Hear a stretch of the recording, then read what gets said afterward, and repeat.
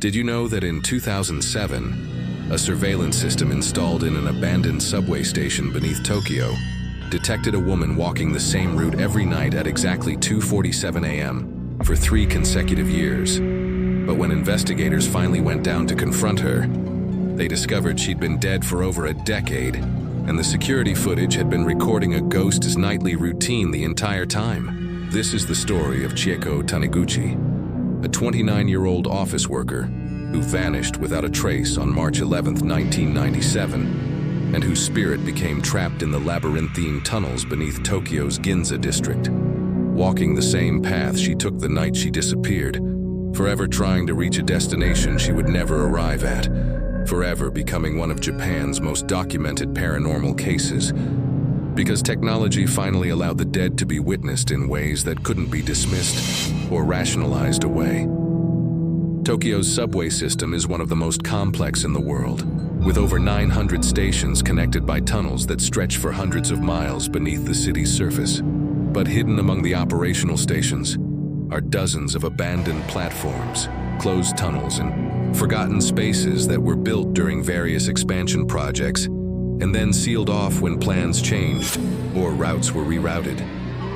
These ghost stations, as urban explorers call them, exist in a perpetual twilight, lit only by emergency lights, silent except for the distant rumble of trains passing through adjacent tunnels, populated by nothing except rats, darkness, and according to transit workers, things that shouldn't be there but are. The old Ginza 7 station was one of these forgotten places. Constructed in 1932 during Tokyo's pre-war subway expansion, it operated for exactly 15 years before being deemed redundant, when a new express line was built parallel to it. In 1947, the station was officially closed, the entrances sealed, and for 60 years it existed as little more than a curiosity in transit authority archives, a name on old maps, a space that had been swallowed by the city's continuous transformation. In 2004, the Tokyo Metro Authority decided to install surveillance cameras throughout the entire subway system, including abandoned stations, as part of a security initiative following terrorist threats. A technician named Hiroki Matsumoto was assigned to install cameras in the closed stations, a job he initially thought would be straightforward, but quickly discovered was deeply unsettling. The abandoned platforms felt wrong, he would later say in interviews. Not dangerous exactly, but wrong in a way that made his skin crawl, that made him constantly check over his shoulder, that made him work as quickly as possible and leave before darkness could settle too completely in those forgotten spaces. He installed 4 cameras in the old Ginza 7 station, positioning them to cover the main platform, the entrance corridor, the stairway leading up to the sealed exits, and the tunnel approach where trains had once arrived. The cameras were set to record continuously, the footage reviewed periodically by security personnel looking for signs of trespassing, vandalism, or structural problems.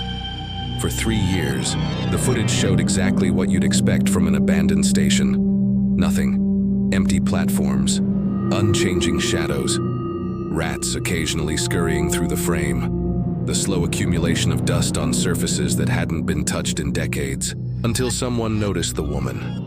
In December 2007, a junior security analyst named Yuki Hayashi was reviewing archived footage from closed stations, checking for any maintenance issues, when she noticed something in the Ginza 7 recordings that made her breath catch. At exactly 2:47 a.m. on December 3rd, a figure appeared in the tunnel camera's field of view. A woman, walking slowly along the abandoned platform. She was dressed in what looked like a business suit from the 1990s, her hair arranged in a style that had been popular a decade earlier, carrying a handbag and walking with the purposeful stride of someone commuting home late after work. Yuki watched as the woman walked the length of the platform, climbed the stairs toward the sealed exit, stood in front of the boarded-up doorway for several minutes as if waiting for it to open, then turned and walked back down the stairs, back along the platform, and disappeared into the darkness of the tunnel from which she'd emerged. The entire sequence took 14 minutes. The woman never looked at the camera, never seemed aware she was being observed, just followed her route with mechanical precision, and then vanished. Yuki reported the trespassing to her supervisor, expecting a standard response about urban explorers needing to be reported to police. But when they pulled up footage from previous nights, they found the same woman, same time, same route.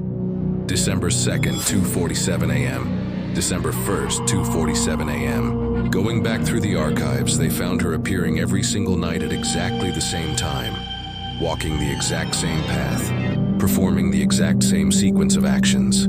The security supervisor, a veteran transit worker named Takeshi Ono, who had seen his share of strange things in 40 years of working in Tokyo's underground, made the decision to go down to the station in person. If someone was trespassing nightly, they needed to be stopped. The abandoned platforms were dangerous, structurally unstable in places, and absolutely off-limits to civilians. On December 15, 2007, at 2:30 a.m., Takeshi and two transit police officers descended into the old Ginza 7 station to wait for the woman to appear. They positioned themselves on the platform, lights off, waiting in the darkness with only their flashlights and the dim glow of the emergency lighting that never fully shut off. At exactly 2:47 a.m., they heard footsteps, soft but distinct, the click of women's dress shoes on concrete, approaching from the tunnel. Takeshi switched on his flashlight, aimed it toward the sound, and froze. She was there, exactly as she appeared in the footage. A woman in her late 20s wearing a dark business suit, carrying a leather handbag, walking toward them with eyes that looked straight ahead, but didn't seem to see them at all. Her expression was neutral, tired, the face of someone at the end of a long workday just trying to get home. But her skin had a quality that wasn't quite right, a translucence that made her look like a photograph overlaid on reality, rather than a solid physical presence. "Excuse me," Takeshi called out, his voice echoing in the empty station. "This area is closed. You need to leave immediately."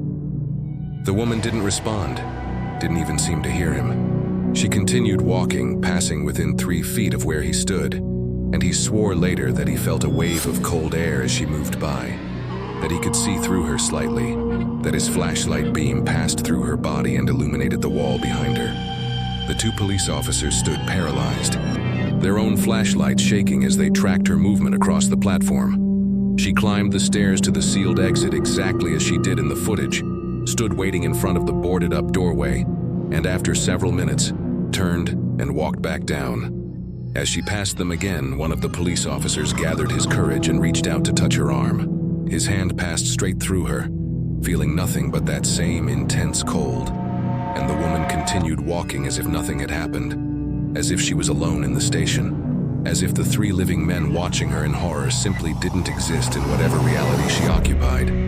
She disappeared into the tunnel, the sound of her footsteps fading into silence. The 3 men stood in shock, their flashlights illuminating empty space, their breath visible in the sudden cold that had filled the station. Takeshi checked his watch. The entire sequence had taken exactly 14 minutes, just like in the footage. The investigation that followed was unlike anything in the Tokyo Metro Authority's history. They reviewed every second of footage from the cameras in Ginza 7, going all the way back to when the system was first installed in 2004.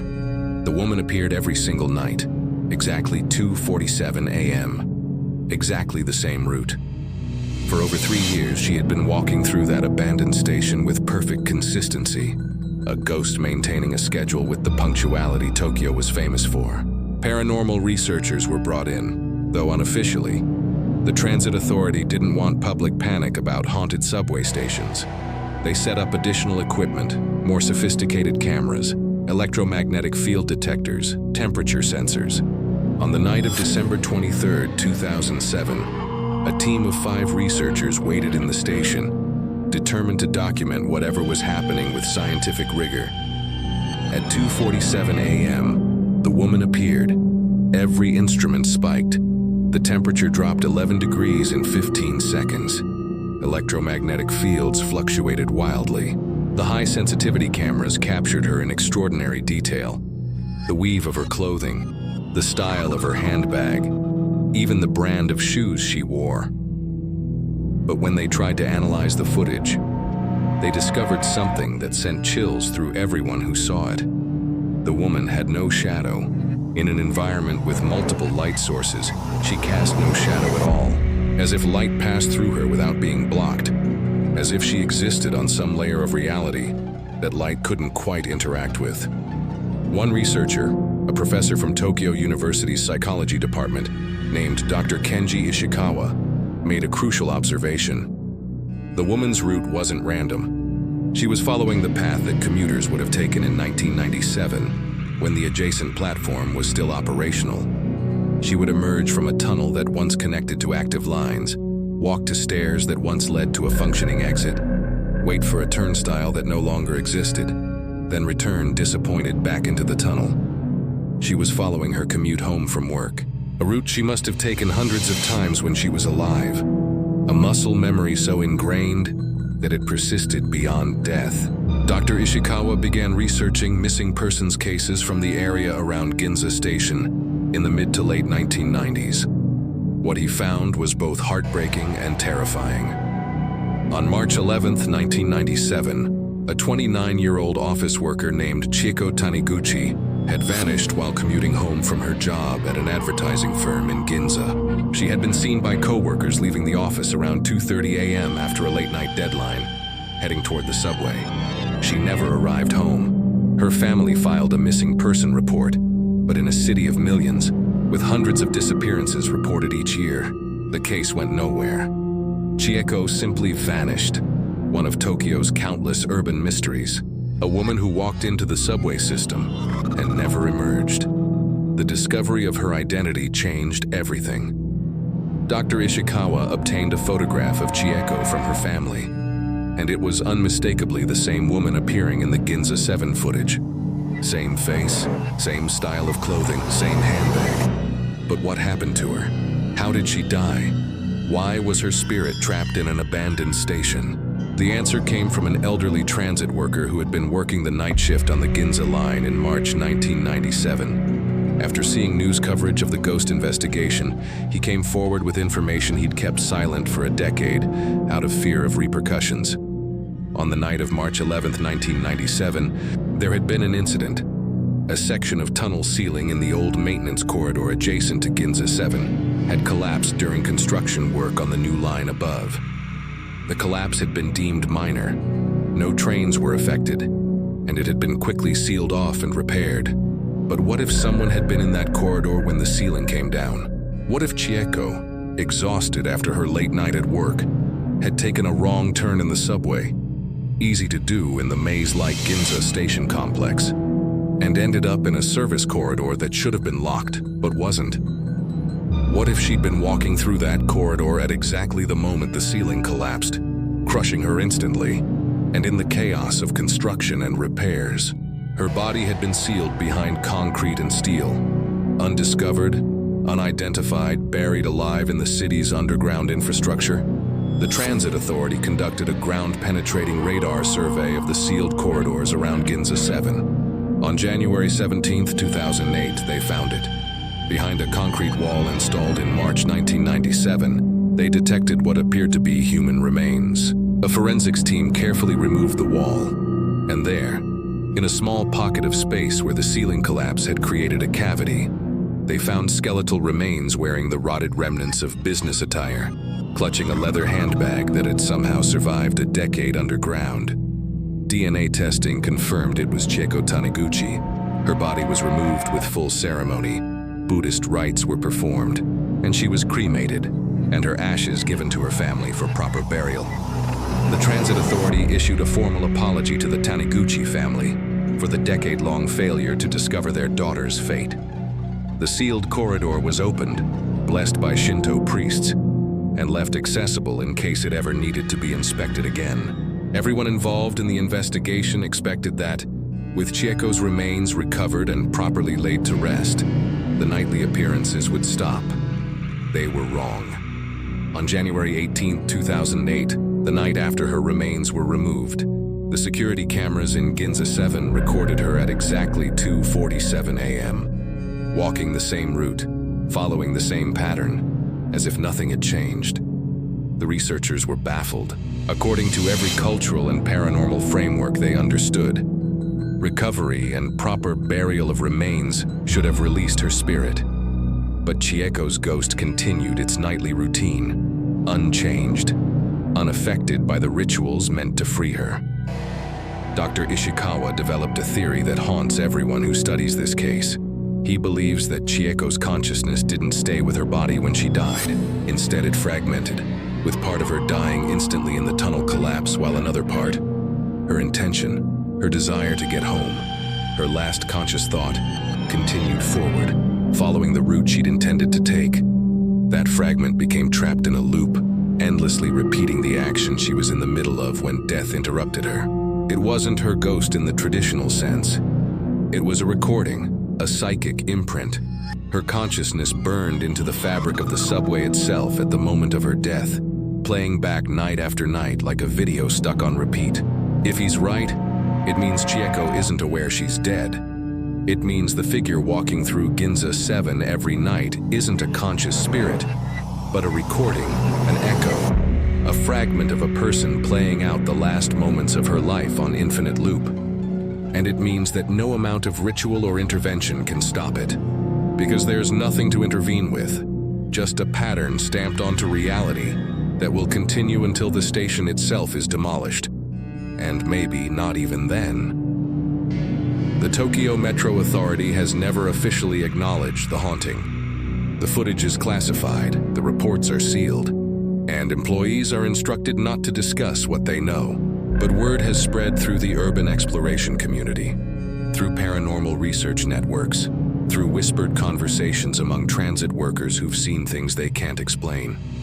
Ginza 7 is known now, among those who know, as the station where time broke, where a woman's death created a tear in reality that allows the past to bleed continuously into the present.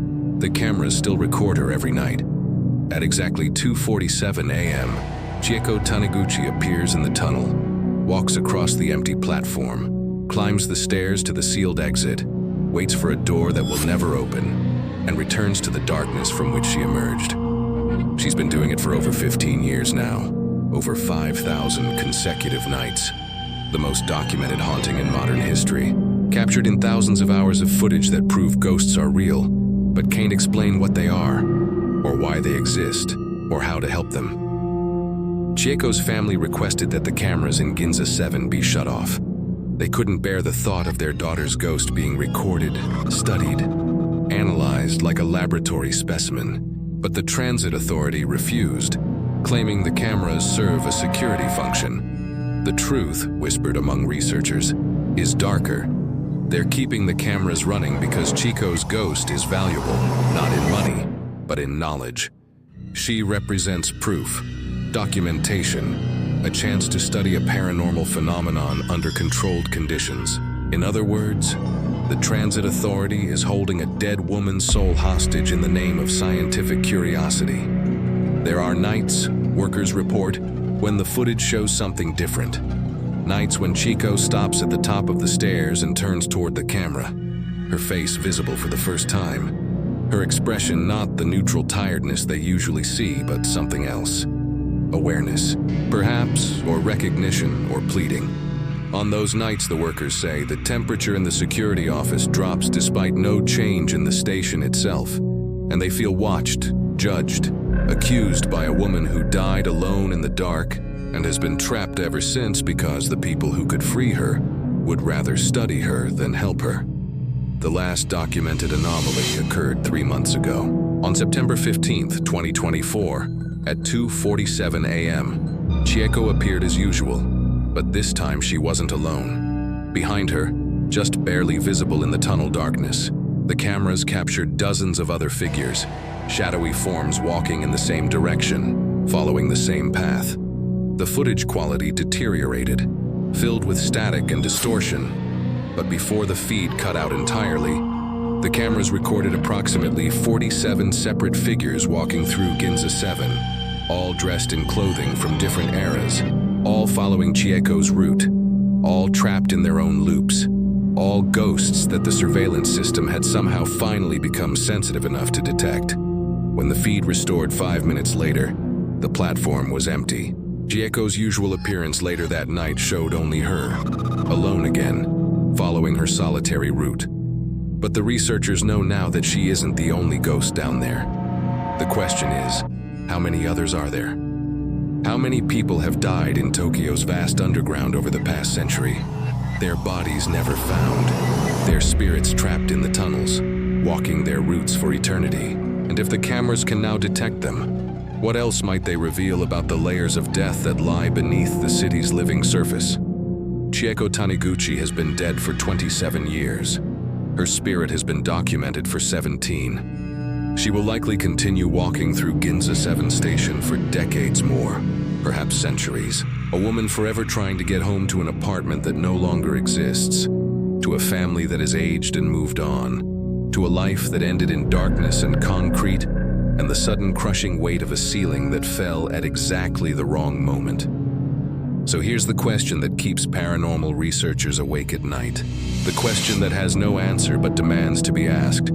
If Chieko's consciousness is truly just a recording, an imprint playing on loop, then who was looking at the camera 3 months ago when her face showed recognition and pleading? If she's not aware, not conscious, not actually present, then what was looking out through her eyes in that moment of connection? And if there's any part of Chieko that's still aware, still trapped, still desperately trying to complete her journey home, what does it feel like to be caught in that loop? To walk the same corridor 5,000 times, to wait for a door that never opens, to die a little more with each repetition, until there's nothing left but routine and darkness, and the eternal echo of footsteps in an abandoned station, where the dead commute forever through tunnels the living have forgotten,